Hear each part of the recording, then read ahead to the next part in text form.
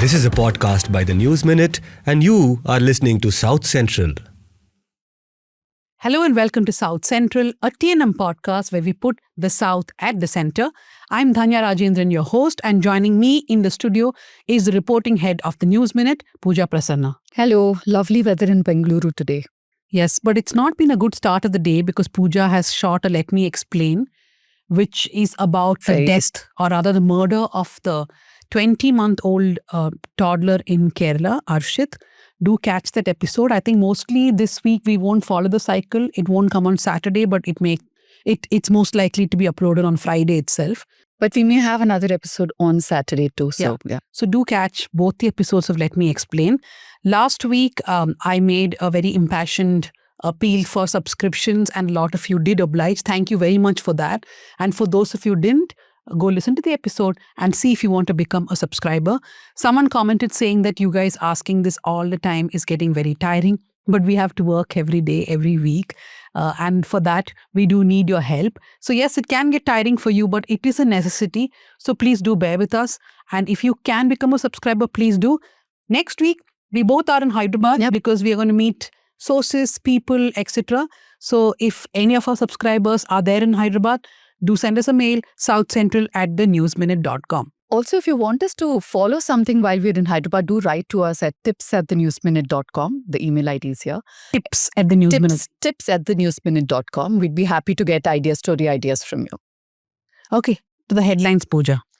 We start with a national headline, Attack on Free Press, a phishing exercise. The High Court quashes PMLA case against NewsClick. The Delhi High Court ruled that the Enforcement Directorate's action against independent digital news outlet NewsClick and its founder, stemming from a foreign direct investment case, constituted an abuse of power targeting free and impartial journalism. The court has quashed the money laundering case against the portal. This is the report from Bar and Bench. You can read it for more details. No, I just want to say here that this is so frustrating and so angering. Prabir Da, who runs NewsClick, he was a vice president of DigiPub. In fact, after all these cases, he had stepped down then. Imagine the kind of torture and harassment that he went through, being jailed himself. So many people, young and old, losing their jobs. And now the court just saying that the ED used this case to attack free press and to make sure that NewsClick does not function. I hope some ED officers get prosecuted for this. In fact, I sent a mail to Prabir Da and he was saying that this is just one case that has been quashed. They still have the UAPA case against them and a couple of others. It is just so frustrating. Yeah, the good work done by the portal was completely brought down using this. How many people call them names? But then you said, I hope ED officials are made to pay the price, but you really think it's limited to that? They're following instructions, political instructions. We can't look away from that. Let's move to Kerala. Kerala actor assault case, another High Court judge recuses from plea on memory card case. On Wednesday, that is the 10th of June, Justice Kausar recused from hearing the plea filed by the survivor, demanding a fresh investigation into the alleged access of the memory card. The plea was listed before Justice Kausar after another judge, Justice Jobin Sebastian, recused himself from hearing the case. Okay, so everyone who's followed our coverage through the years, I just want to say that our final installment on the story is coming. Nidhi Suresh and Azifa Fatima are working on it, where we have dissected the entire judgment. Hopefully in a week or two, we'll be able to publish that and I hope you will read it. Nipah infection detected in Kozhikode again. Health Department launches containment measures. A suspected case of Nipah virus infection has been detected in the district after preliminary lab report tests returned positive for the disease, prompting health authorities to intensify surveillance and contact tracing efforts. The patient who's tested positive is a middle-aged man from Farooq. Moving on to Tamil Nadu, state honours announced for Bharati Raja as film fraternity pays emotional tribute. The death of filmmaker Bharati Raja has triggered an outpouring of grief with leaders and actors remembering his lasting contribution to Indian cinema. Tamil Nadu Chief Minister Vijay launches Singapore Special Force, allots 354 crores. The Tamil Nadu government has sanctioned 354.67 crores and 2,545 posts for women-focused police force, which will be deployed across all districts and cities of Tamil Nadu. This is, in fact, one of the first announcements that the Chief Minister made after his oath-taking ceremony.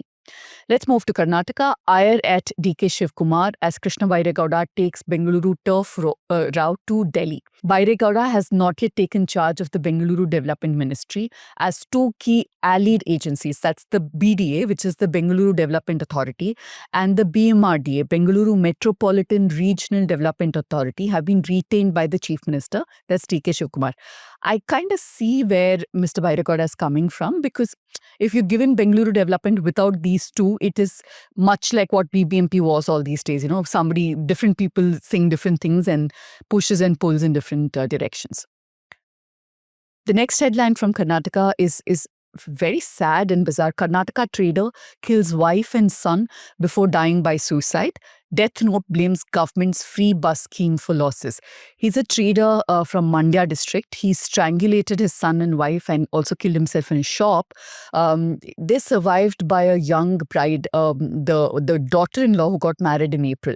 And he says that he went into losses because people were, the frequency of buses made sure that women are traveling all over, and because of that he had to undergo losses.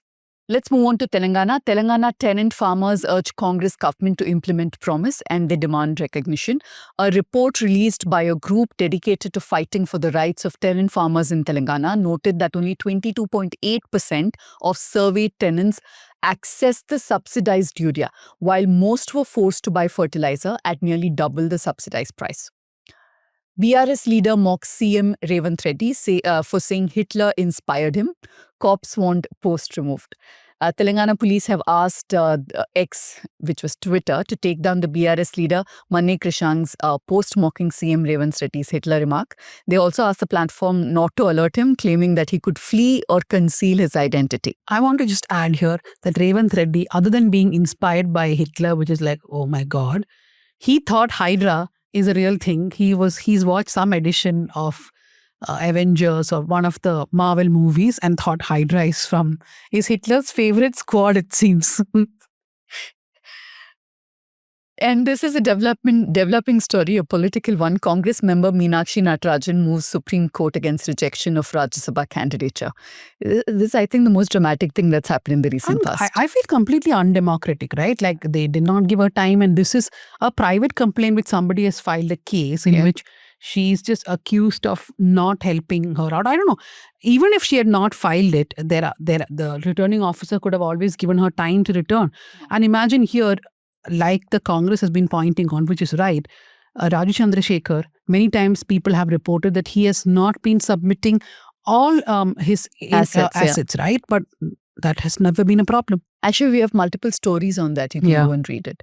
Let's move on to Andhra. Vizag steel plant tragedy. Workers allege staff shortages and poor raw material. 8 workers at the Visakhapatnam steel plant died on June 8th after a vessel containing 1,500 centigrades of molten steel exploded. My God.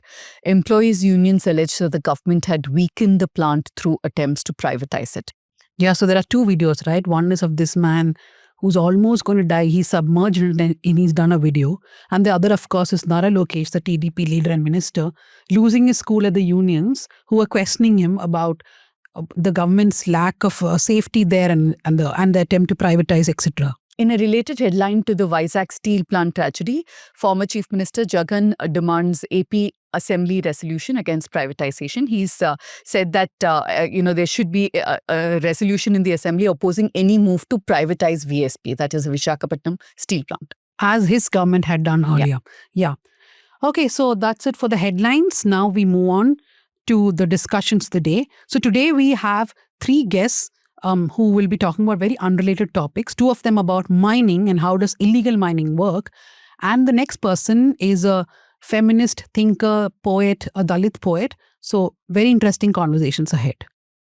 So we have a special guest with us today. Like we promised you, some episodes of South Centre will just feature a prominent person, someone we think is inspiring for society. So we call them and then we will discuss their work, their thoughts, etc.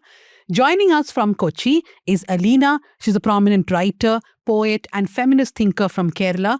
Her debut poetry collection called Silk Road won her widespread acclaim and got her the Kerala Sahitya Academy Kanakashri Award.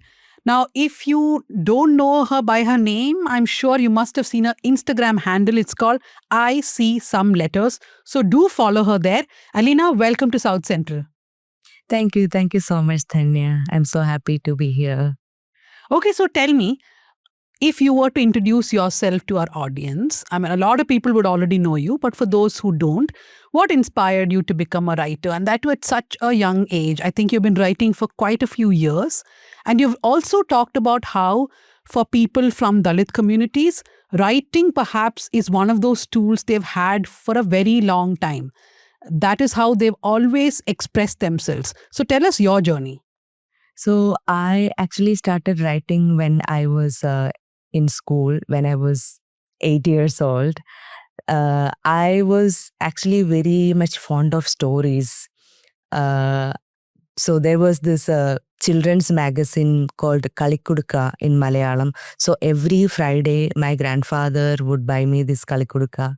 And that time I couldn't read. So my aunties or uncles, someone would read it to me. So until the next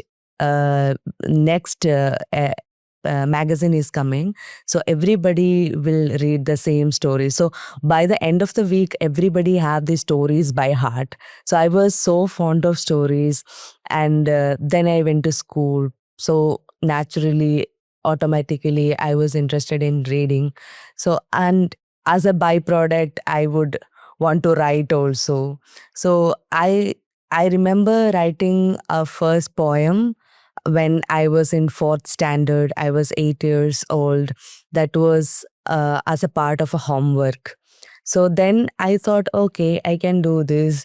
And then as a kid who is doing some kind of extracurricular activity, let it be writing or singing, they tend to get a lot of attention from the teachers. So I was actually, my first reward was this attention, that okay, if I keep doing this, I'll get a lot of attention from the adults in my life. So yeah, it actually originated from this very selfish need.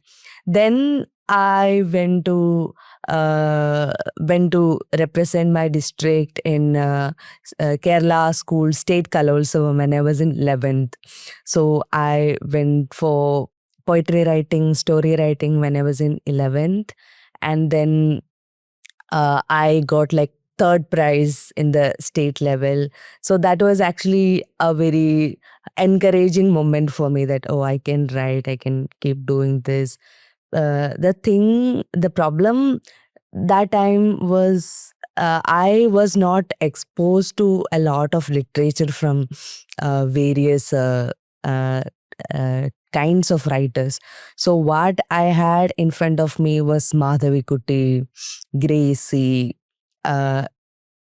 writers from a particular section of the society. So I used to think that, oh, this is how we all should write. So I was kind of imitating their voice, writing like them, picking themes like them. And then I went for PG, and that's the time I got exposed to a lot of writings from a lot of people and philosophies and worldviews from different sections of the society, including mine. I mean, I lived in my community, my society for 21 years that time, but I had to do a master's to actually know what my community is. So that is the condition we are growing up. So then I felt, okay, I have a lot of other kind of stories to tell. So yeah, it was that's how I started writing poetry in Malayalam. And then I thought, okay, I can try writing in English also. So then I kind of started writing, but at the same time, I was not familiar with the modern styles of English poetry, like how should we talk about something. So my early poems kind of look like a Malayalam poem, but in English. But then I put a lot of invested a lot of time to understand the craft and to develop my own style. So yeah, that's how I started writing in English. And then I felt like, okay, now I need to publish this poem somewhere. And by that time, I was already a state award winner and all that. So I thought maybe it's easier for me to publish now because I'm already kind of, established poet. But no, I couldn't. No publication accepted my poetry. So I thought maybe I'll start from zero, like how I started writing in Malayalam. I should put my poems out there in social media and probably someone will see it and like it and ask me to publish with them. So that's how I started this Instagram page. I see some letters. So my early posts were like text of my poems, and certain poems I will come on a video and read the poem out. So that was the format. So one day, my poems got exposed to a certain section of the society, and they were so angry about it, and they started harassing me and bullying me in the comments. At first I felt really angry that why are these people doing this, and then I sat down and replied to most of the hate comments, like all of the hate comments. So automatically on the side, the poems started reaching people who would like it also, not the ones who are angry by it. So I was like, okay, this seems good. So yeah, this is the journey so far. But Alina, you said very politely that a section of people didn't like your writing. I'm guessing that when you write about feminism, it is largely men and patriarchal women. And when you write about caste, it is the people from the oppressor caste or Savarna caste, as you call it. So I guess it's them who are mostly pissed off. Yeah, definitely it's them, men and women from oppressor castes. And also, Dalits are mostly hated by everyone, actually, not just oppressor castes. The people who uh, fall in the middle also, we get a lot of hate from them also. And sometimes I get hate messages from people who claim to be Dalits that I am embarrassing them. So it's like a lot of people, lot of different people feeling offended. So yeah, it is the oppressor caste, men and women. And I mostly get hurt by the comments of women. Like, why are they talking like this? We are all not having a great time in the society right now. And why women feel like they need to attack me. So yeah, I've got a lot of vicious comments from women also. So that kind of comments mostly is like body shaming, that I look this way, I am stressed all the time, that's why my face looked like this, I got cortisol, and also I have a very bad diet, that's why my skin is like this. So a lot of really ridiculous things, and not one criticism about the poem. Yeah. But what I found interesting, Alina, is that there are multiple intersections to your identity and you speak about all of them so vociferously. And that also perhaps makes you a target. You openly talk about being a Dalit Christian, your lived experiences because of that, and a feminist who's outspoken. So it's for patriarchy, this is a combination of too many things that they can't stand. How do you navigate these identities, both in your work and in your real life, personal life? In my work, it's actually we have to find a grounding. Like when you say you are a Dalit Christian, what exactly do you mean by that? What is the meaning of being a Dalit Christian? How are you claiming a religious identity when you are not a practicing religious person? So when we figure out all these questions and the answers to them, so it's relatively easy in our work. to talk about all these intersections.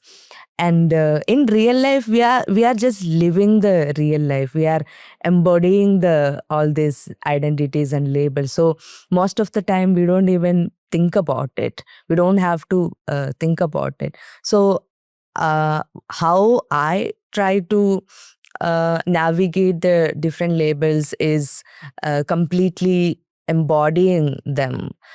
For example, for people who are actually patriarchal or misogynistic, when they are making a patriarchal statement, they are not actually thinking about being patriarchal. Like, they don't consciously think like, okay, today I have to be patriarchal, so I am going to make this problematic statement. It actually comes from within, so they don't need to put any external effort or special effort to do that. So when we are embodying a politics, when we are unlearning a lot of things, we actually get to trust our own instincts. And okay, I feel this way, maybe there is a reason why I feel this way.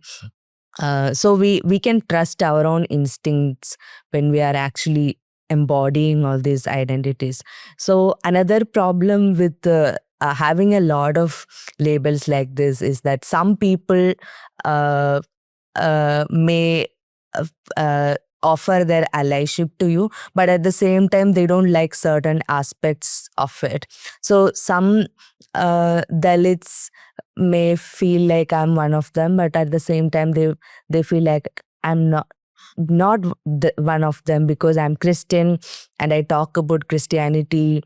And some people who are atheists, they feel like why she is talking about Christianity and all that, even though I'm not a practicing Christian, because I cannot stand the misogyny in the church and the patriarchal things, plus the caste things and all that. And there is another section, Christians who feel like, okay, I am talking about caste in Christianity, but that's fine, they accept that.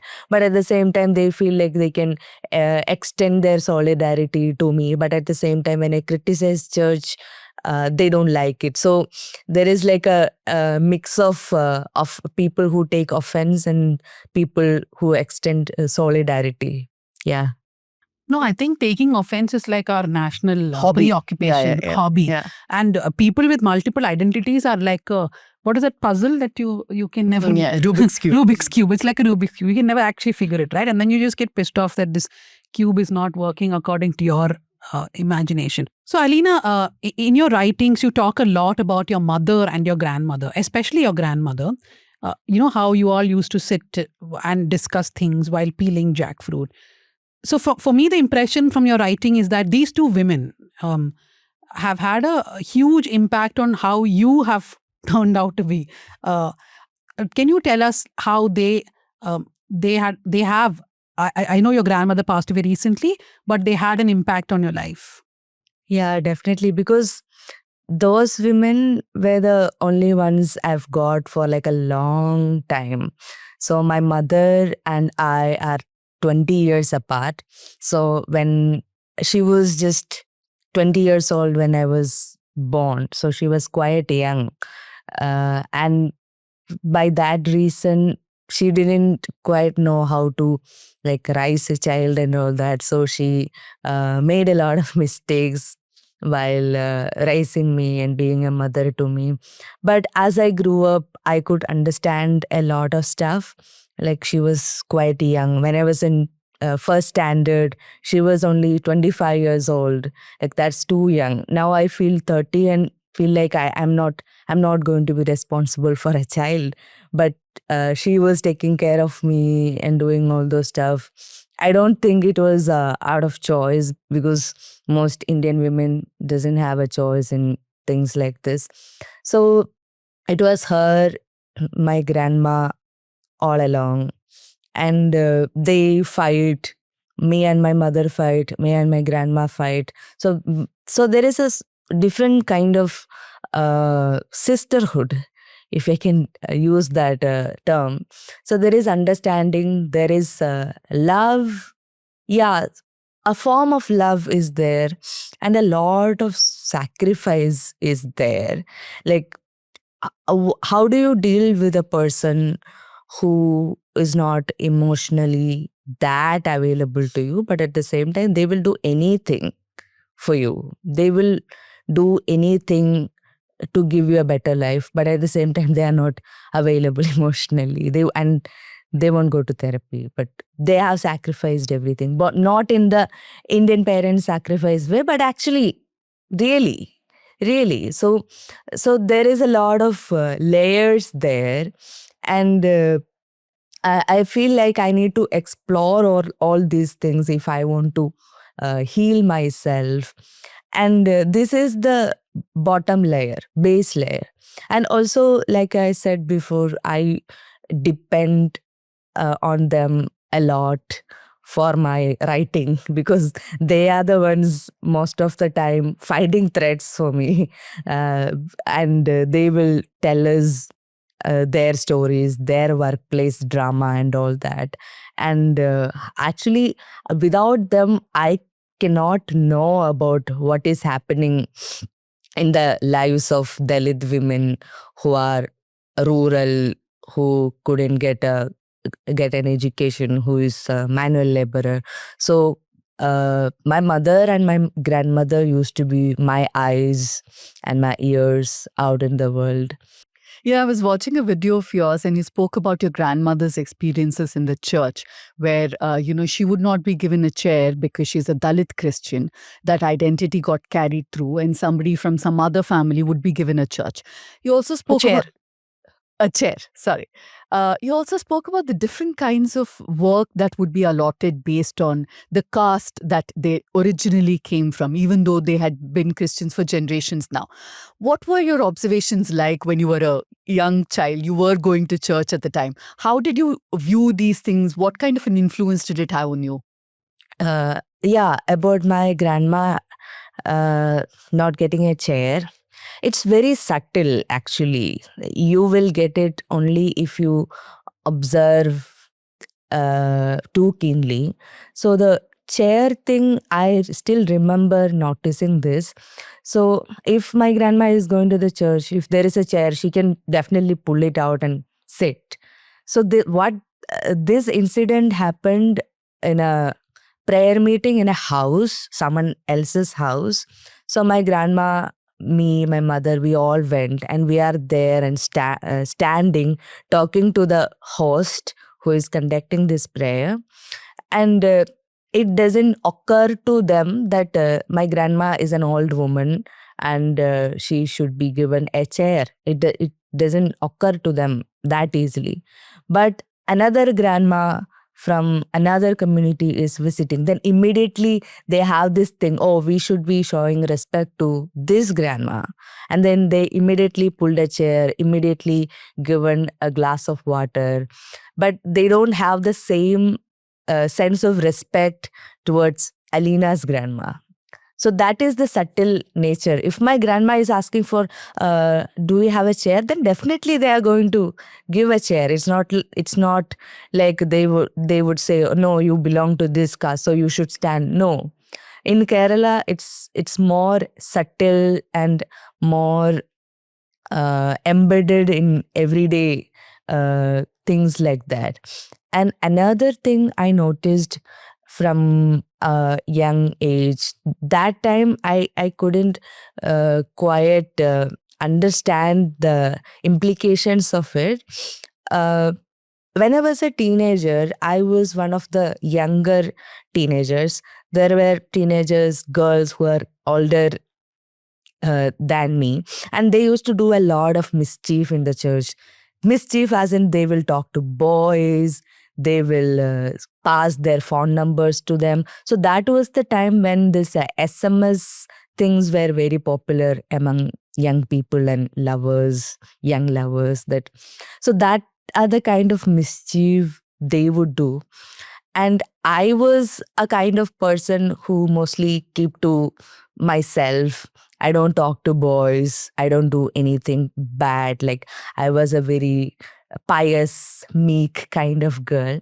So what I observed is that the mischievous girls, the naughty girls, they belong to all communities.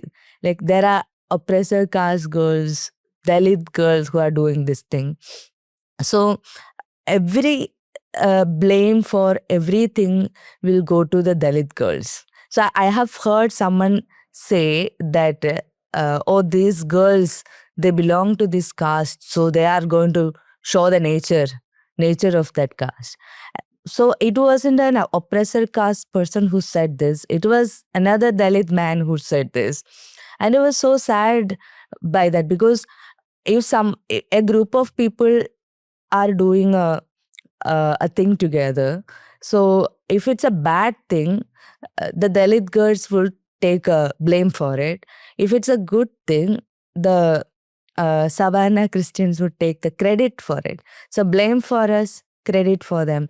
Because I was a very God-fearing, pious girl, but nobody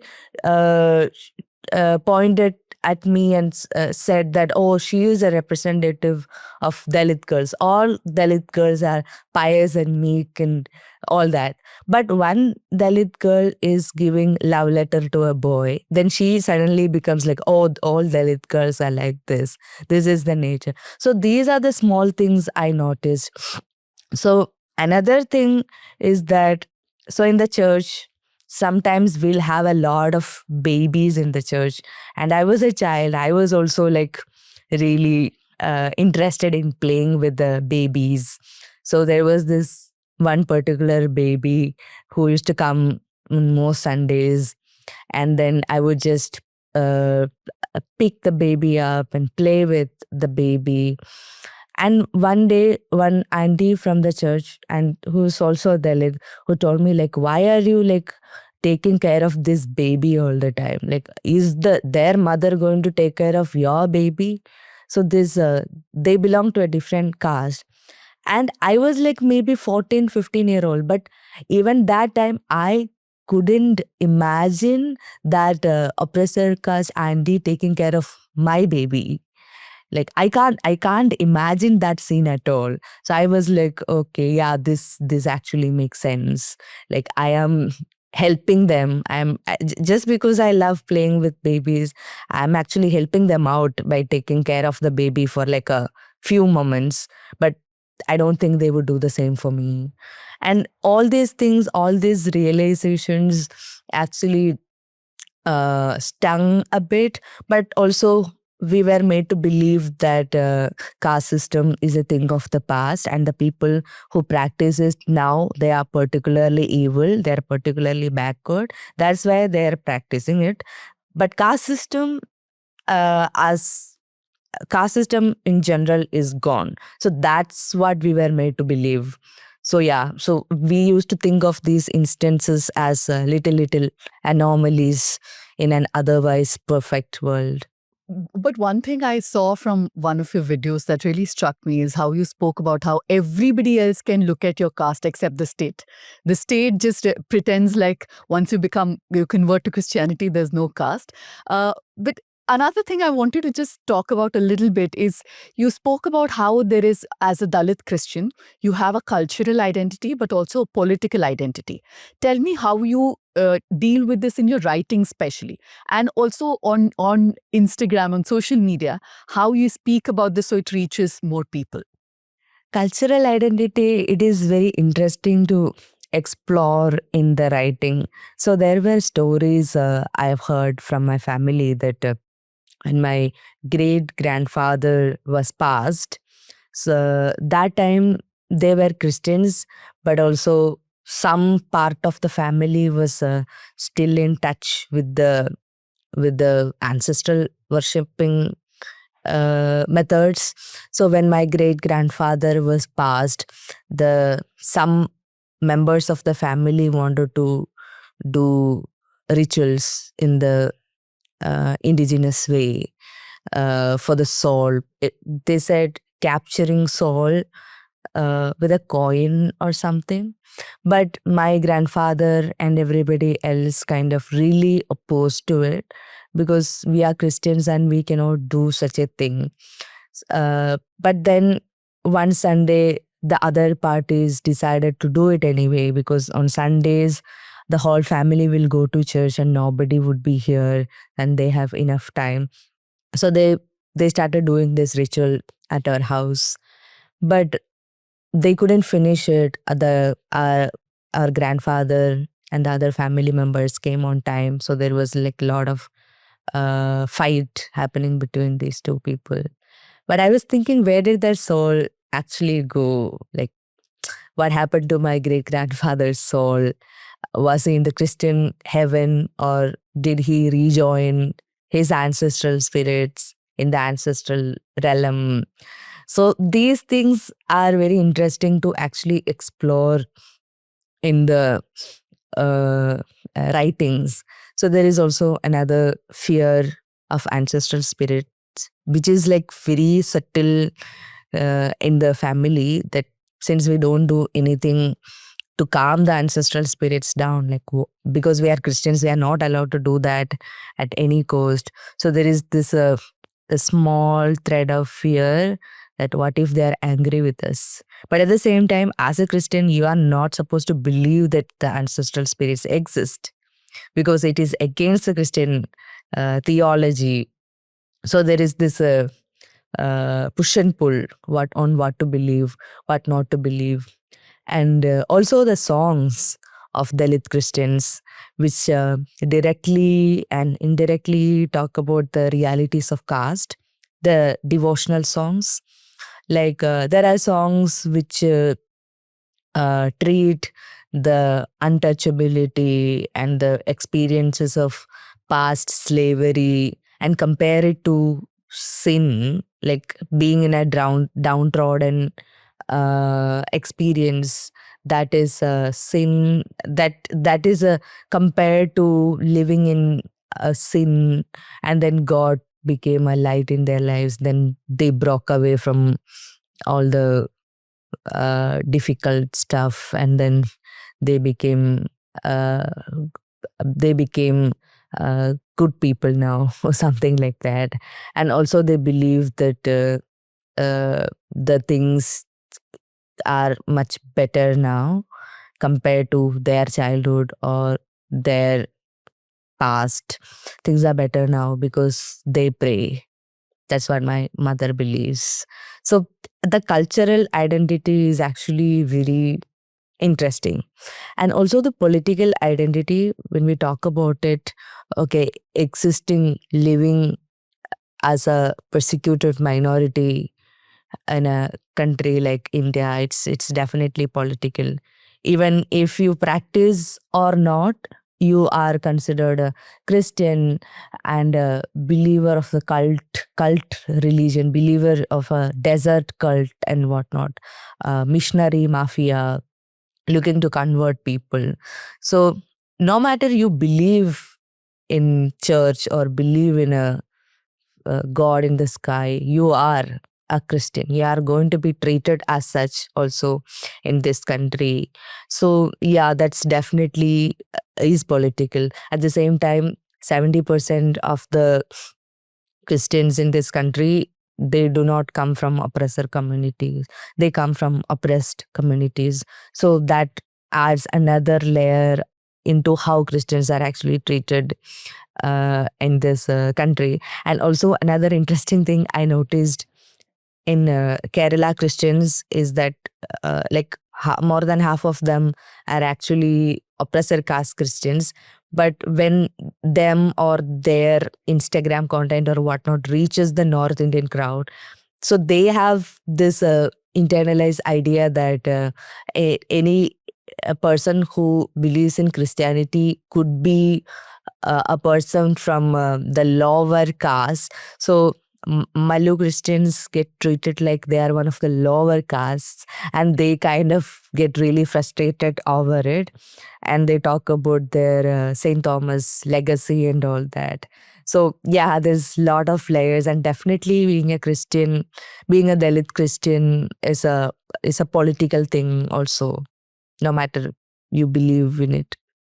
So I guess to wrap it up, I want to ask you a broader question. You now have identities, like I'm going to limit it to poet, feminist, and now a social media influencer, if we can call you that.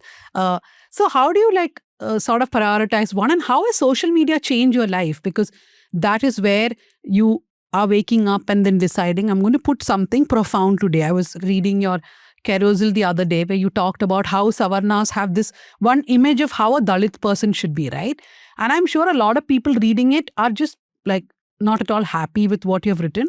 So do you also self-censor these days a bit because your identity is out there, you're available to a lot of people? How do you juggle between these thoughts and your identities? Actually, when my Instagram was blowing up, that was the time when I used to get a lot of online harassment and cyberbullying and all that. But that time I was not concerned about the larger implications of being bullied online. I was angry and I responded as such.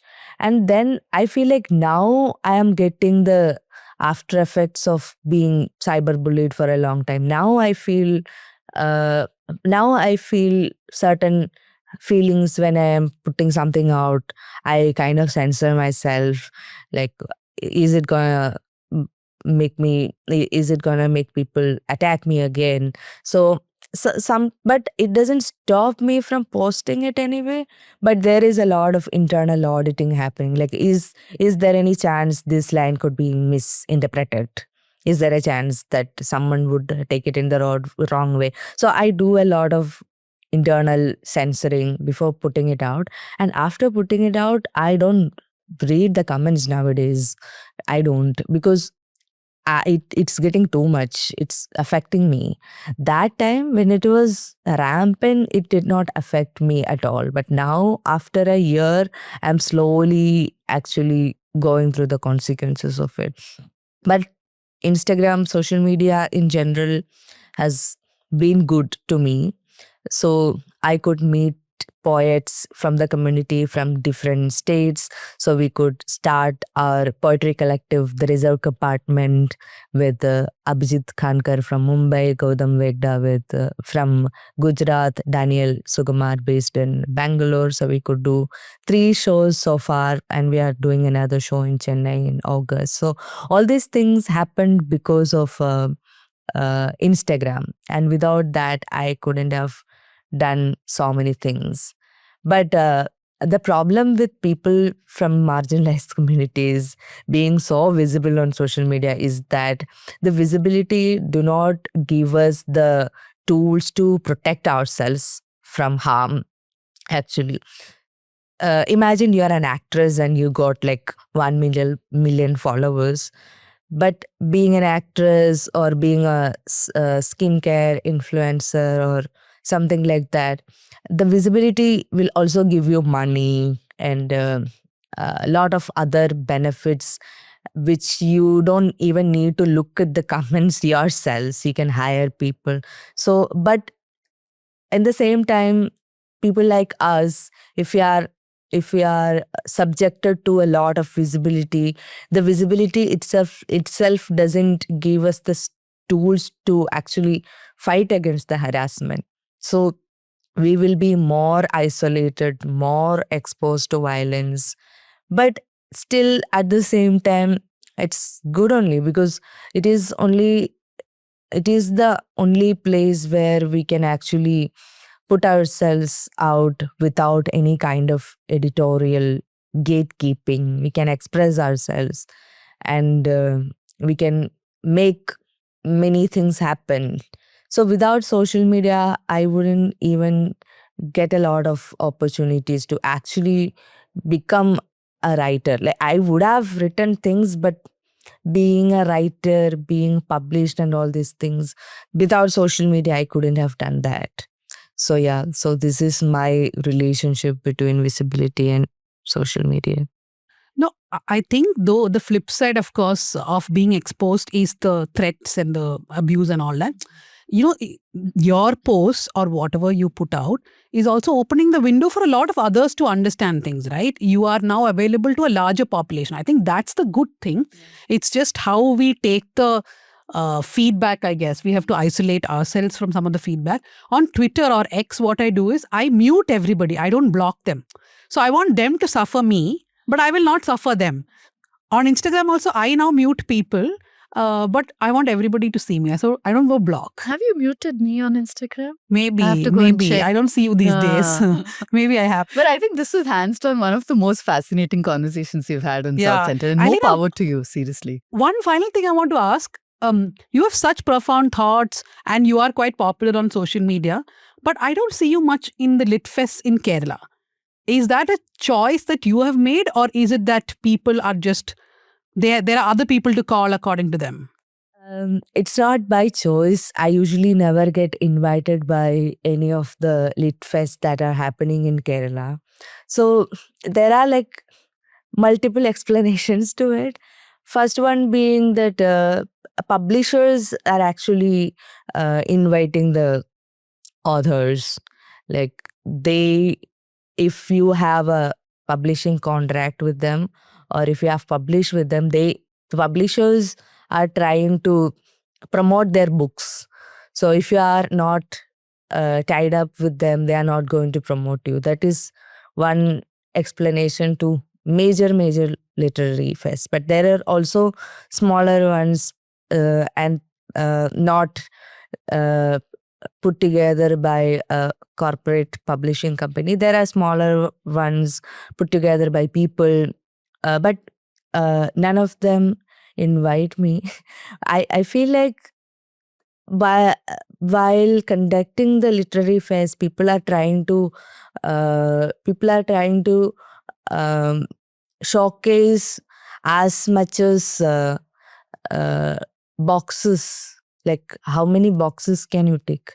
So they have certain people to represent Dalits, certain people to represent the category of young writers.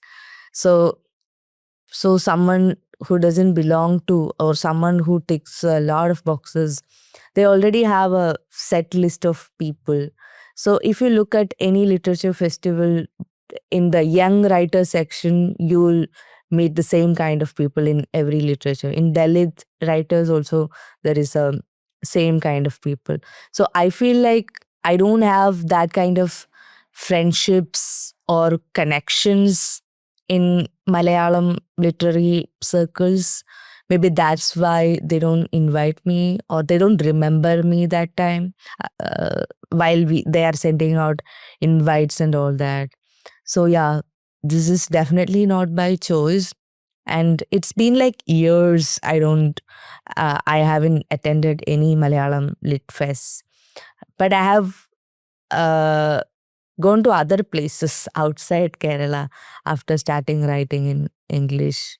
I haven't even published a book in English. I have only written on social media, and I have only written on online magazines and all that.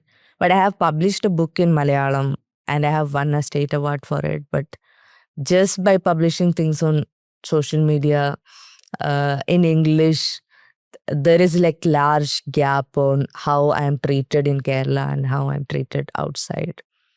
And only those people can answer it honestly. I guess there's a saying, Muttette mullekku manamilla. Yeah, Muttette definitely. mullekku manamilla. There is a saying in Malayalam. I It's know. all- I think there's one in Hindi. Ghar ki murgi dal barabar or That something. doesn't sound good. Murgi? Yeah. No, As I in think Muttette. familiarity breeds contempt in English. Yeah. Okay. So I'm hoping more Lit Fest call you, and I will be seeing you in this Lit Fest. Yeah. Yeah. And like I said earlier, one of the most fascinating conversations we've had on South Central. Thank you so much for coming. You And want to recite a poem for us? yes, let's end with that. But as you're trying to pull out a poem to read for us, Alina, if you can also tell us why you do more spoken poetry these days and are writing less. Is that deliberate, or it's just something that happened? The main thing is I don't get enough time to sit down and write. So if I am sitting down for something, that is to actually rest. There is a lot of hard work actually for writing. And sometimes some poems actually wreck you emotionally when you are recollecting memories. And now there is the other problem. When you get uh, when you get recognized for your poems, you will be more hard on yourself. You will take it seriously. That is the problem. When you are writing for the sake of writing, you can actually produce better poems. But when you are writing to satisfy an audience, because you know an audience is watching you, then it's going to get really hard. So I used to finish my poems in one sitting, and now it takes me months to actually finish a poem. So I don't know if it's a good thing or a bad thing, but definitely there is a difference in writing when you are writing in one sitting and when you are taking months to actually finish a poem. There is difference, but the question is the difference actually worth it even? So yeah, that's why I'm taking less. That's why I'm writing less nowadays and doing spoken more. Yeah, this is one of the early poems I wrote in one sitting. So it's very simple. There is no layered meanings. It's just what it is. So it's called The Maid. That employee you call the maid knows more about you than you think. She finds bills, best tickets, and phone numbers from your husband's pocket. She sees your grey hair and under-eye bags and understands why. She knows the corner your eldest son disappears to have that occasional sip of whiskey to stop his hands from trembling. She has swept up cigarette butts from your teenage son's room. She knows when your daughter has a breakup. She knows when you have a breakup. She knows the debt you're hiding from the family. She sees the letters first. Anyways, she takes your garbage out. She has seen all the family, extended family photographs. Your mother-in-law have already told her how your mother didn't raise you well, or how you don't raise your daughter well. She knows the amount of dowry your father paid under the table of your progressive marriage. She knows why your sister-in-law doesn't speak to you anymore. She knows why you didn't visit your aunt at the hospital. She is a silent background character in your poems, a mere shadow of a person without any real stories. But she holds the key to your hidden sins. When you check her sari folds and underskirt pockets for a missing bar of soap, take it easy if you find your own shameful soul trapped in there. Yeah, that is the poem. And it is based on hundreds of stories both my grandmas who were domestic workers told me. Thank you for that, Alina. And thank you for joining us here at South Central. Thank you so much. Thank you. I'm happy. We're now going to be discussing about quarrying, illegal mining, illegal quarrying, etc. And I think the problems across most states are same. It's just that the players keep changing and perhaps the violations are more in some states and less in the others. Joining us are two activists who have been for many years fighting against illegal mining and quarrying in Tamil Nadu. I want to welcome G. Sundarajan. He's an activist. He's a coordinator of Poovalangin Nanbargal. It means Friends of Earth. It's a Tamil Nadu-based NGO dedicated to ecological preservation and sustainability. He's an engineer by profession, so he leverages his technical expertise to look at environmental issues. Welcome, Mr. Sundarajan, to South Central. Hi. And from our Chennai studio is Jairam. Jairam is the convener of Arappur Yekam. Arappur means the good fight. So Arappur has been doing the good fight for quite some time now, fighting against corruption mainly. Jairam, thank you for joining us at South Central. Thank you. Thank you for having me. So the news lately has been about the Vijay government doing a lot of surveys, inquiries, and how many of them have been shut down in Madurai or this district or the other. And I see so many online fights happening about this is just knee-jerk reaction. Because of that, the construction material, the money has increased, etc. So I thought we must break it down to people. How does illegal quarrying work? What is the kind of damage it's unleashed not just on the state's environment, but on the state's coffers also, because the money that is supposed to come to the state does not come, right? Despite all this, how have political parties not acted in the past? So, if I can come to you first, Sundarajan sir, can you explain to us, in the districts of Tamil Nadu, how does this illegal quarrying and mining work? What is legal and what is illegal first? So when you have to get a mining license or a lease, which is called, so you'll have to there is a set of process that you have to adhere to get this mining lease. Actually, it's a mining lease. So first you'll have to identify the area, and and also the area should not be near to any vulnerable places like, reserve forests or eco-sensitive zones or villages or schools or, large habitat areas, commercial complex. It should not be near that. First you have to identify that. Then you will have to apply for a particular extent of area. There is an environment management plan which you will submit, because any activity of quarrying will have an impact on the environment, either dust, noise, and many other things, including groundwater contamination, many other things. So you will have to prepare a EMP, which is basically environment management plan. So EMP will have to be submitted, and it has to go through a process of public hearing, because the Pollution Control Board has to give you the consent to operate and the consent to establish. So you'll have to undergo public hearing, and then the EC is provided along with the mining plan approval from the mining department. So this is the fundamental things that you will have to follow before getting a mining lease. The real problem starts from the same person getting lease. I mean, if it's legal, let us talk about legal quarrying. So instead of if you go for a mining plan with the 10 acres 10 acres is just an example. If you go for a mining plan or a mining lease for 10 or 20 acres, you will have to do a comprehensive, assessment of the impact of environment. So what they generally do is they will apply in one person's name for 2 acres or 2 hectares, another person's name for another 2 hectares or 2 acres, and another person's name for 2 acres. So son, wife, daughter, brother-in-law, sister-in-law, wife's cousin, sister. So they will apply mines in all this. Actually, it is a single owner. But if he is going to do this mines continuously in his one name, he will have to do a detailed environmental study, detailed impact study, which they will not do. So they will apply in different names. But if you go to the field and see, all this quarry mining will be adjacently placed. And this is legal part. But if you in Tamil Nadu, if you take roughly about 5,000 quarries is what we are getting information that is being operated in Tamil Nadu. Roughly, it could be 4,500, it could be 5,200. Out of which only 1,600 or 1,800 quarries are under any kind of license or permit. So they don't. For the rest of the quarries, it's illegal, or the lease period is over, or it's over. See, there are different things that the mining department has to see before giving the extension of the mining lease. Every few years, once you have to go and get the mining lease extension.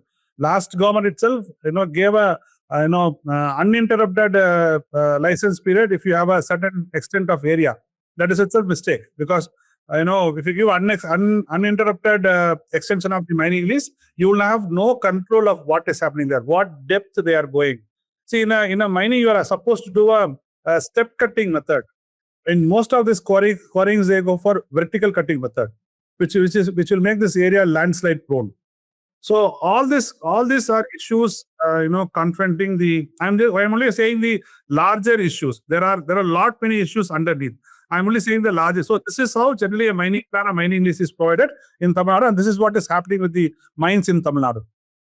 So Jairam, your opening comments, one thing is from what Mr. Sundarajan said, if there are around 3,000, let's say, illegal quarries, or they're just operating without permission, or their leases expired, how did that happen that there is such a large number of illegal quarries, right? And any points that you want to touch upon which he didn't in his initial comments? Thank you for having me here. See, with the issue with respect to the illegal quarrying, as Sundarajan pointed out, yes, there are a large number of illegal quarries.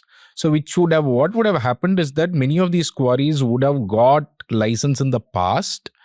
It would have expired, and then they would have continued to mine. So as on day, they may have only 1,400 or 1,500 quarries which may have license. But many of the other quarries, they may have got license for 5 years between, let's say, 2014 to 19. But even after 19, they would have continued to mine, for example. Even those cases are there. The other part is that, see, what we have found is that even within this 1,500 quarries, which has got permits, rampant illegal quarrying is happening in those 1,500 quarries itself. So that is also a major problem. What we are seeing is that. So, for example, if there is a quarry which doesn't have a license, it becomes very easy for the government to go and just shut it down. If they have a political will, they can go and shut it down. But for the legal quarry, what is happening is that, so for example, in 2022, I will give you an example. In Tirunelveli, what had happened was that there was an accident in Adaimidi-Pankulam where 6 people died. Of course, because they did not follow the proper benching within a quarry. So what happened was that right after that, the administration ordered that all the quarries in the districts be closed temporarily. And they went and did a survey of all the 54 quarries in Tirunelveli that had license. And what they found, shockingly, was that, so there were officials from different districts put together as a team, special team. They found that out of those 54 quarries, 53 quarries were operating illegally. So what does that mean? Which means that a quarry may have got permission in the mining plan that Sundarajan mentioned. So in the mining plan, they would have given, I will give an example. There was one quarry which was given permission for 3 lakh cubic meters for 5 years of rough stone mining. Now, each year, they are allowed to mine 60,000 cubic meters for 5 years.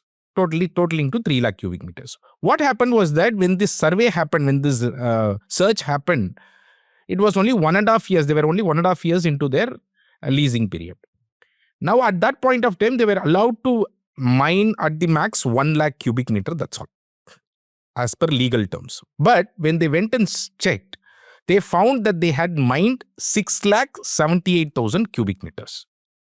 So, today, so they have mined almost 5 to 6 times more than the allowable limit. And this is not in one quarry. This is almost, they have found this kind of a pattern in 53 of the 54 quarries where mining license has been issued to people. And the sub-collector, based on this, came up with a penalty, because what Supreme Court says, what the law says, there is a Mines and Minerals Act, which very clearly says that either you, if you mine more than the allowable limit within the license hold area, or if you mine outside the leasehold area, both are termed as illegal mining, both are termed as excessive mining, and for both, the government is supposed to recover the cost of the mineral.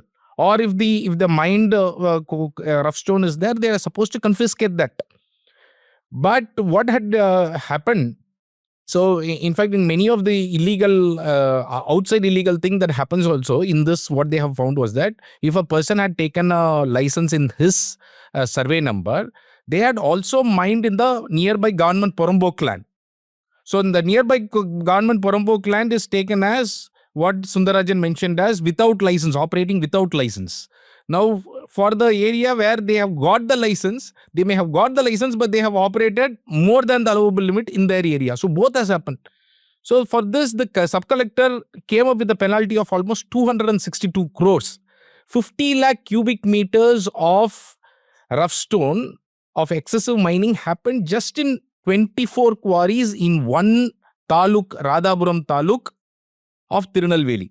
And if you can think about the entire Tamil Nadu. So 50 lakh cubic meters was the excessive, more than allowable limit that was mined there. And the sub-collector came up with a penalty of 262 crores for those 24 quarries. But there was a heavy political pressure immediately thereafter. And I can talk about it later, how, there was pressure from the top to subvert this entire penalty and so on. But this is the kind of rampant illegal quarrying that we are seeing. Dhanya, if I could share 1 or 2 reporting experiences when covering mining primarily in Karnataka, but parts of Andhra.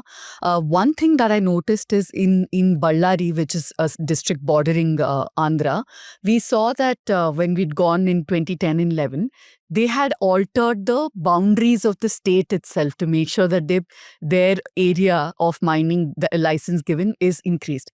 2 other times in Chamrajnagar district, which is bordering with Tamil Nadu, and in Kanakpura in Karnataka, close to Bengaluru, there were attempts on our lives. In fact, when we were doing some recording, one time they tried to push us into a 150 feet, pit that was dug when we were taking shots. Another time they threw, boulders from top, and all of this on camera, knowing very well that we're recording. The reason I'm citing these examples is that it requires a lot of money, muscle power, and of course, political pull, like you mentioned, to pull off such kind of activities.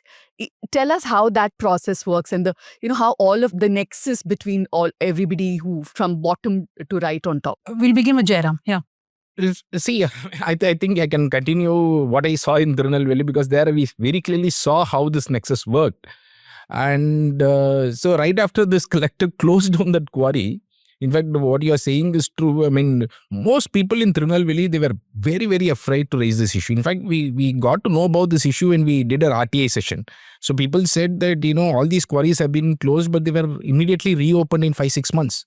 And when we went and probed into how it was reopened, all these illegal quarries were reopened, that's where the shock came in, because in between those times, what has happened is that the local MLA, the local MP, they all pressurized the sitting collector in an open press meet.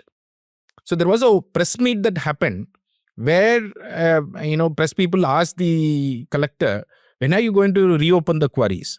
And then immediately the MLA jumped in, the MP jumped in to ask the collector, give a time frame about when it will be open. And that's because the MP, the then MP Jnana Dravyam, their family had quarries in Tirunelveli. And the local MLA was the former speaker Appa. He was also on record pressurizing the collector. So the kind of pressure the collector faced, we were able to see then. And in spite of that, the collector stood his ground. Vishnu was the collector then, he stood his ground. The sub-collector was Rishabh IAS, who actually stood his ground to penalize 262 crores. So what happened?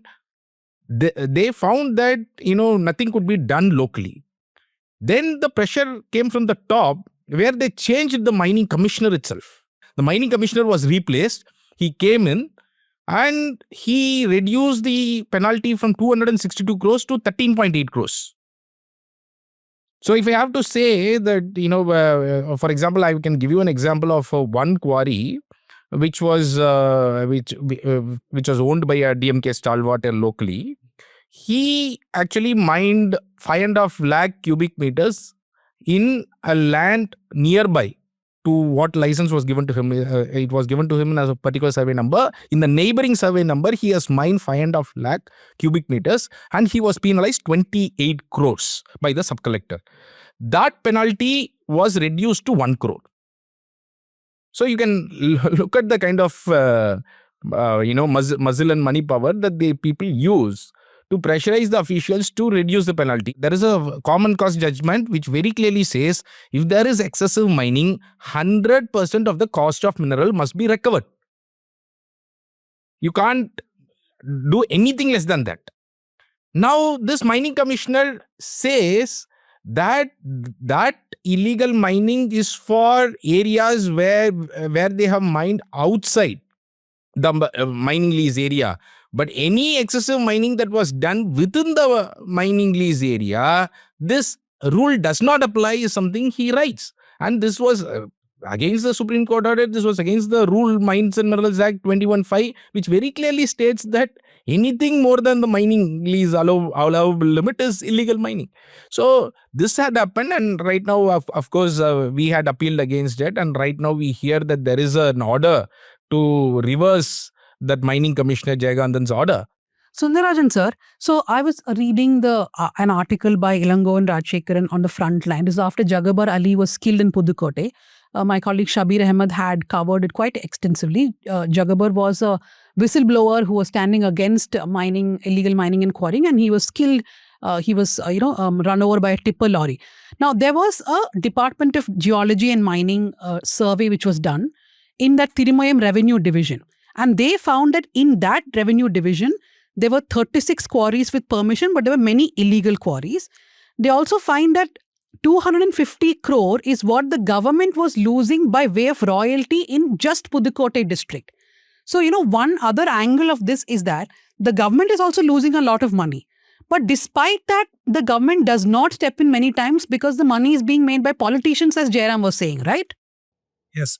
See, I mean, between 21 and 26, 2020 and 26, very roughly I'm saying, about 24 people were killed who fought against mining activity. It could be sand, it could be stone, anything. But 24 people were killed in the last 5 years' time. You remember a VAO in Thuthukudi, Lourdusamy was murdered. He's a government official. You will see VAOs being killed, RDOs being killed, Tahsildars being struck, sub-inspectors have been run over, activists have been killed. So, illegal mining is actually, it's not only stopping the revenue to government, it is also killing people. 21 to 26, we lost 24 people, activists, government employees, whistleblowers, whoever you want to call, including Jabar Ali. We lost about 24 people in the last 5 years' time, 21 to 26. Plus, there is a rule that once quarrying stops, you have to fence it. Like you have to put a fence around it so that people don't get inside. In the last 5 years' time, 5 or 6 years, 400 people have fallen into those abandoned quarries and lost their lives. Hundreds of cattle have lost their life because they just slip into the abandoned quarries. 400 people have died. It has not been come out of the major because abandoned quarries have not been fenced by the quarry operators. In Kalampalayam in Tirupur district, we saw abandoned quarries being filled with medical waste, solid waste, and waste from other countries too has been dumped in our abandoned quarries, which is again spoiling the groundwater, pollution, many other things. So there is nothing legitimate in this quarrying operation, starting from, as Jairam was mentioning, extending your mining area, mining more than what you should mine, killing people during operations or when whistleblowers raise an alarm, and killing people even after you abandon your quarries. So the entire start to end operations of quarries is to only kill people and make revenue loss to the government. So what I'm saying is from a start to end, quarrying is, it's hazardous in many ways. Government of India surveyed India 147 locations which are landslide prone, out of which 6 locations are in Tamil Nadu, Coimbatore, Tirupur, Tenkasi, Tirunelveli, and one more district have been identified as landslide prone areas only because of quarrying, only because of stand quarrying. See, one thing that I want to say is the kind of effects that it's having on people around the quarry also. We need to look at the kind of issues that people face because, we saw in Tirunelveli, they, on one side, their houses, there is crack that's developed in their houses. There is, these explosives that is being used. So there are rocks, big rocks that fly away and comes to the nearby field. So therefore, it's also quite dangerous to farmers nearby. Then the dust from these explosives, what happened is that they go and settle on the flour. Therefore, it affects the yield of the farmers. Then there is this groundwater depletion that happens. Then when these heavy vehicles go, we see that the roads get damaged very quickly. So for people who are commuting, the roads also become very dangerous. And many a times these people operate the lorries at very high, high speed and so on. And there are a lot of accidents that are caused as well. So we are seeing people living around the quarries are facing multiple issues because of these quarries as well. And so on one side, yes, there is a heavy revenue loss that is happening. And right now, very recently, the government has come up with a one-time regularization scheme. In January, they introduced a one-time regularization scheme for the quarries, in which they said instead of recovering the cost of minerals, they will just collect 2 times the seigniorage fee for all the illegal quarries. And there is nothing more blatant than this, because we can only see this as a fundraising scheme for the then ruling party, DMK, just before they vacated office. Because, this is, if you do this, the government, the exchequer will at least lose 20,000 crores. That is the quantum of money that needs to be collected from the illegal quarries. As I said, just in one taluk, 262 crores was the amount of money that needs to be collected for 1.5 years of illegal mining. 1.5 to 2 years of illegal mining, let me say. So you think about 10 years of illegal mining in the entire Tamil Nadu, 20,000 crore is a very, very conservative figure that I am giving. So that is the loss. That is the quantum of loss. So we have been asking the government to withdraw that GO immediately. Actually, it reminds me of this Akrama Sakrama in Karnataka, where they try to regularize all illegal land plots, and the Supreme Court actually struck it down as a law that cannot be defended. Sundarajan sir, now Jairam touched upon the environmental degradation that this mining and quarrying causes, right? If you could think of one or two examples of what you have seen, rivers being affected, communities being impacted, because there is continuous demand for M sand, P sand, C sand, and all kinds of That's why sand. the pressure is also applied, right? Yeah. Saying that construction is stopping and all that. But at the same time, people are also saying that, see, we do need these construction material. So how do you think a balance could be struck? Like, so two parts. One is, tell us examples of the environmental degradation, and how can that balance be struck? See, the environmental degradation is manifold. It is not a simple thing to just say it in few lines.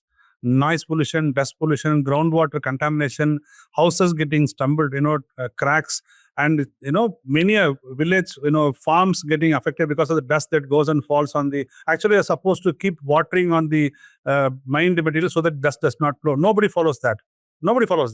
So you can carry the dust from quarry dust from one place to another by lorries. It will spread the dust across different farms, have lung infections to people.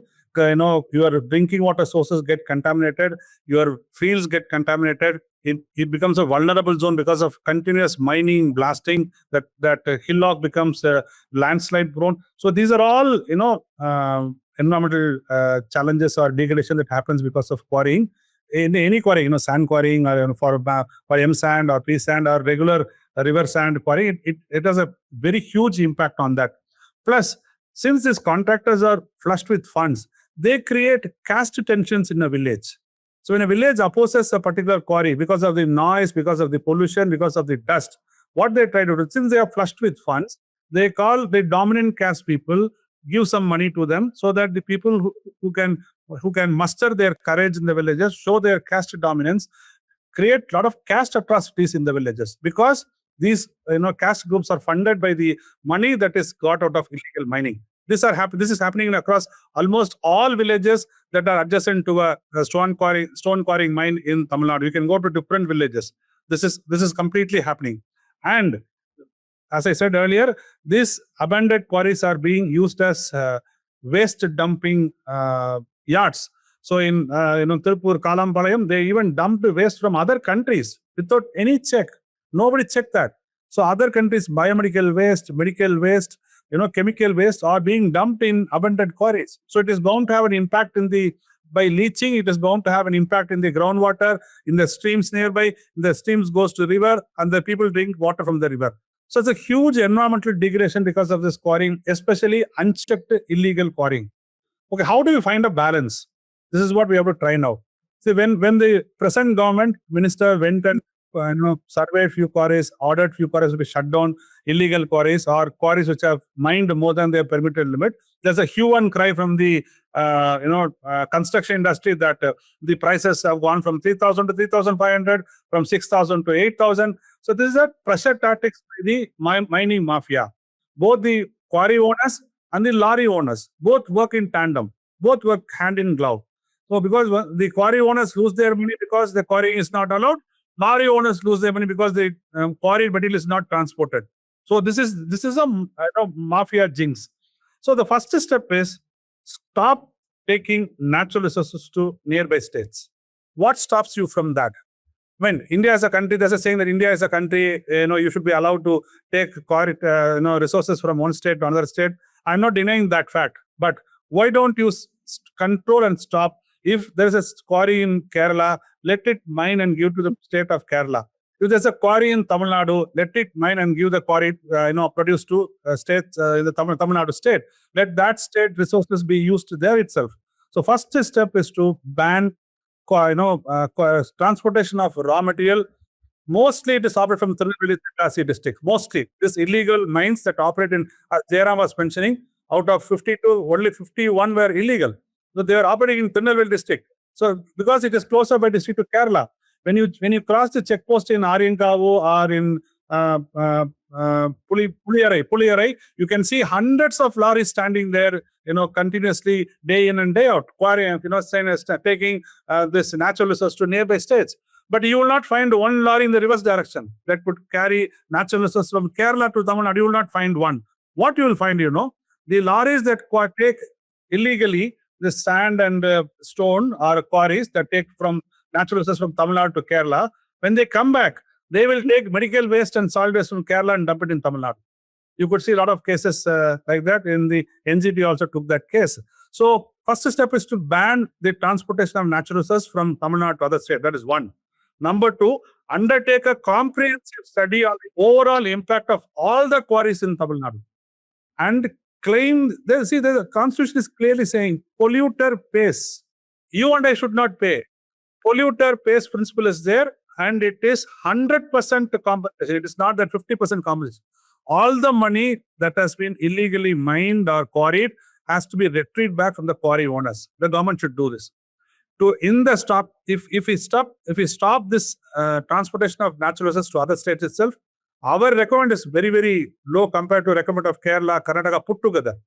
So Tamil Nadu, plus in the stopgap, if you want to do something, you can always import, sand from other countries, which states like Karnataka have started. They start to import sand mine from countries like Indonesia, Vietnam, and other places. So in the stopgap, Tamil Nadu also, if it needs actually, our opinion is it not be needed. But even if it needed, we can always import from other countries which are abundantly mining and sell it to different countries. And thirdly, on the larger picture, on the longer run, we should also focus on developing some less natural resources intensive construction methods and construction composite materials we'll have to find out to replace natural resources. So this is a multi-pronged strategy. You have to play a T20 match so that you handle today. You have to play a one-day match so you can handle tomorrow. And you have to play a test match which you should handle a long-term plan. You sounded like one of those, people who are on those cricket channels, right? Yeah. But just quickly on that point, I think there are some materials available, like fly ash is used to make cements, blocks, and also as a partial substitute for sand, even if it can't be 100%. I think it's a lack of political will at one go, and like you mentioned, all these lobbies coming together so that their business is not impacted. Okay, Jairam, I want to just ask you one thing and end this very illuminating conversation. It is that there is a lot of hue and cry now that construction material cost may go up in Tamil Nadu because there is a knee-jerk reaction from this government to stop all quarries. Now, I don't know how long this government will continue any of this action because they will also come under the traditional pressure from the quarrying mafia, as we call it, right? But what are your thoughts on how can, the same question I asked Mr. Sundarajan, how can things be balanced? Because the construction industry also has to go on. There is legitimate demand there. But how do you then make sure that it is not done in a way where we are plundering our resources and that a couple of people are just not making crores and millions and the others are left to really look at bear the consequences? See, I agree with what Sundarajan has been saying with respect to movement of vehicles to other states, which needs to be checked. Number one. Number two, see, we also need to have systemic efforts towards these things. Like one of the things that we have been asking for quite a while is validation of the e-passes that goes. For example, whatever e-pass that is generated today, it is completely fake. Even I can generate the e-pass out of my computer. There is a barcode on top of it. So when there is a movement of vehicle, carrying these jelly stones or rough stones or whatever it is. So they have to get a transit pass and then there is a barcode on top of it. Now this barcode is neither scanned in the weighbridge nor scanned in the checkpost. So there is no mechanism to do it, to validate at all. So which means what happens is that, for instead of 1,000, someone can take, license for 1,000 metric tons for this month. for transit passes, and then they can generate fake passes and even carry 4,000 or 5,000 metric tons to the other states. So you just in fact the Tenkasi collector came up with a software. He implemented it in near the Puliyalai checkpost between December 26, 2024 to January 9, 2025. In those 13 days, what they found was that almost whatever that they will carry in, let's say, those 13 days is equivalent to the permit that they obtained for almost 6 months. So it's 5 to 6 months. So therefore, the quarry owners found, if this continues, then our entire annual license will get over in a month. Our annual license limit will get over in a month. So they pressurize the top to stop it. Now it's the time to reintroduce those softwares and ensure that validation is done, so things are done legally. On the other side, we also have a sand mining. We must understand there are two things. One is the yum sand, which is this, destroying the mountains and all that, or the underground quarrying that happens. But there is another thing called the sand mining that has happened. Even in that, in Tamil Nadu, it was found that Tamil Nadu government itself ran those quarries, sand mining quarries. Their revenue that they got was only 36 crores. But the sand mining mafia, as per the ED records, have made 4,300 crores. Now, look at this quantum. It is the government which runs the sand quarries, but the private players just come in to transport that sand to a nearby 1 kilometer place. They have to take the sand. So the contract is only for taking the sand to the nearby dock which is there. But they are the ones which has taken all the sand and sold it. And so this entire thing that, recent thing that, increasing of prices, I am told it was only artificial. It was not, it was a lobby that operated to create an artificial kind of surge. You could see that it all landed on the news channels exactly at the same point of time on the same day. It became a big breaking news. And so all this was stage managed, by the entire lobby. And 1 or 2 days later, now the association comes and says, we have not increased the rate at all. We don't know how this news came. The other things that have come up is that even the government can, just like the sand mining, the government can also think about operating their own quarries as well for production. So therefore, they can regulate the prices, they can ensure that the prices are in check and so on. So there are these different mechanisms that the government can try out as well. Okay, so I guess we have an overall view of what is happening. And, as you guys were talking, I'm noting down story ideas in my brain. But, when we join as young reporters, invariably people will list this story of, I want to cover illegal mining, illegal quarrying. Everybody's ambitious. They want to catch illegal mining. And the seniors in the newsroom will say, it's the most dangerous story to do. Don't unnecessarily go do it. I have so many colleagues who've gotten attacked. I remember M. Suchitra from Down to Earth, a very well-known environmental activist. She was attacked in Karur when she went to cover illegal sand mining. And so many people, right?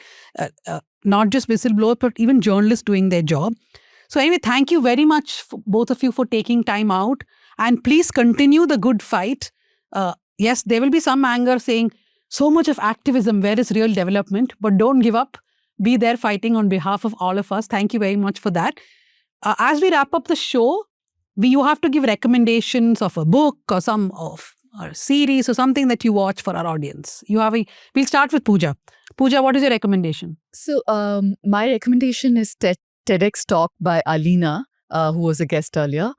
I found it very powerful the way she spoke. I would urge everyone to go and watch that. And also a poem written by her called My English.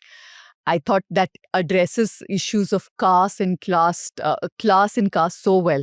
Those are my two recommendations. Yeah, I recently watched this film Obsession and I loved it. Yeah, of course, there are problems. You can say that, it's a man writing about essay, it's a man doing things, talking about autonomy and all that. But if you keep that things aside, there is a lot of good moments. I can't say good moments, but there are moments in which you feel seen and validated.